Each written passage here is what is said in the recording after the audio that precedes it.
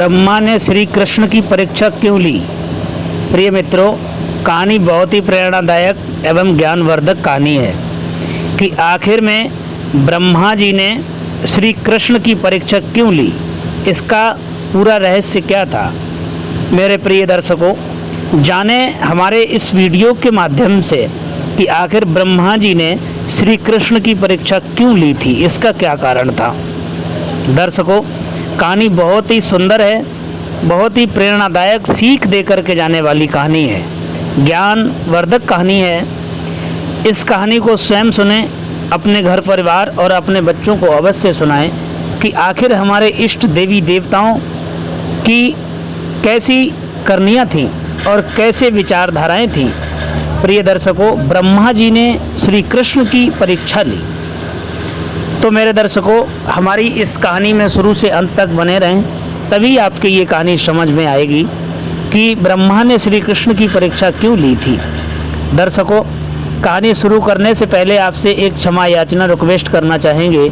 अगर आप हमारे इस चैनल पर नए दर्शक मेहमान बन करके आए हैं तो कृपया हमारे चैनल को सब्सक्राइब कर लें और साथ में बेल आइकन को अवश्य दबा लें, जिससे हर वीडियो का नोटिफिकेशन आपके पास सबसे पहले पहुंच सके। दर्शकों, हमें उम्मीद नहीं बल्कि पूर्ण विश्वास है कि आप हमारे चैनल को अवश्य सब्सक्राइब करेंगे और आपका एक सब्सक्राइब हमारे लिए बहुत महत्वपूर्ण है। आइए अधिक समय ना लेते हुए सीधे कहानी की तरफ लेकर चलते हैं। ये बात उस समय की है भक्तों, जब श्री कृष्ण अपने बाल्यावस्था में, यानी ये कहानी श्री कृष्ण के बचपन की है। उस समय ब्रह्मा जी को पता चला कि भगवान विष्णु स्वयं श्री कृष्ण के रूप में पृथ्वी पर अवतरित हुए हैं। तो उनके मन में श्री कृष्ण के दर्शन करने का विचार आया। जब ब्रह्मा जी को ये बात पता चली कि भगवान विष्णु स्वयं अवतार लेकर के इस पृथ्वी लोक पर आए हैं, तो दर्शन करने की अभिलाषा हुई ब्रह्मा जी के।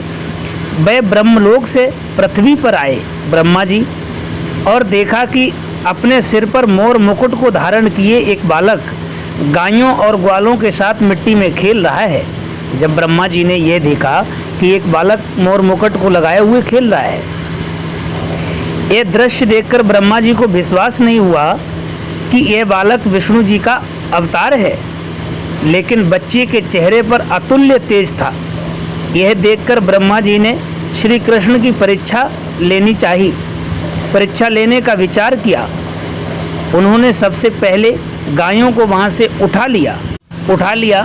फिर जब श्री कृष्ण गायों को देखने के लिए गए तो उन्होंने वहाँ खेल रहे ग्वालों को भी उठा लिया और अपने साथ ब्रह्मलोक ले गए। जब इसके कुछ देर बाद वह पृथ्वी पर वापस आए तो वहाँ का माहौल देखकर चौंक गए ब्रह्मा जी, क्योंकि जिन बच्चों और गायों को वे अपने साथ ब्रह्मलोक ले गए थे, वो तो श्री कृष्ण के साथ पृथ्वी पर खेल रहे थे। भक्तों, कहानी बहुत ही शिक्षाप्रद, मोटिवेशनल है। समझने की बात है कि जिन गायों और ग्वालों को ब्रह्मा जी ब्रह्मलोक ले गए थे, वही सब लोग वहाँ खेल रहे हैं। यह देखकर उन्होंने ध्यान लगाकर ब्रह्मलोक की स्थिति जाननी चाहिए। उन्होंने दिव्य दृष्टि से देखा कि सभी बालक और गाय ब्रह्मलोक में ही हैं।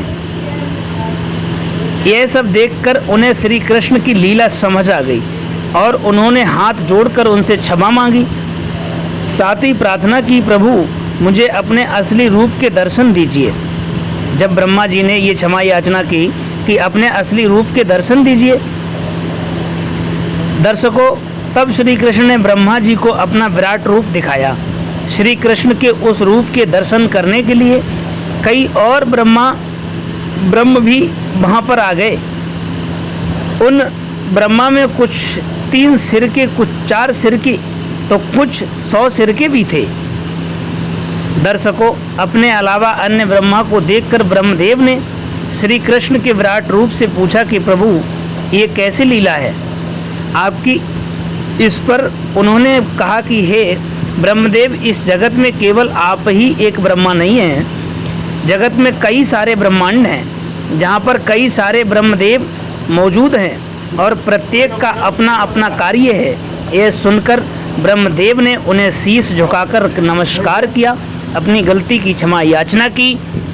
दर्शकों, इस तरह से ब्रह्मा जी ने श्री कृष्ण की परीक्षा ली और उसके बाद में भगवान की पहचान हुई। दर्शकों, ये कहानी अच्छी लगी हो तो कृपया चैनल को सब्सक्राइब, शेयर, लाइक अवश्य करें और इसी तरह से अपना योगदान देते रहें, जिससे हर रोज़ नई नई कहानी आपके पास तक हम पहुंचाते रहें। धन्यवाद मित्रों।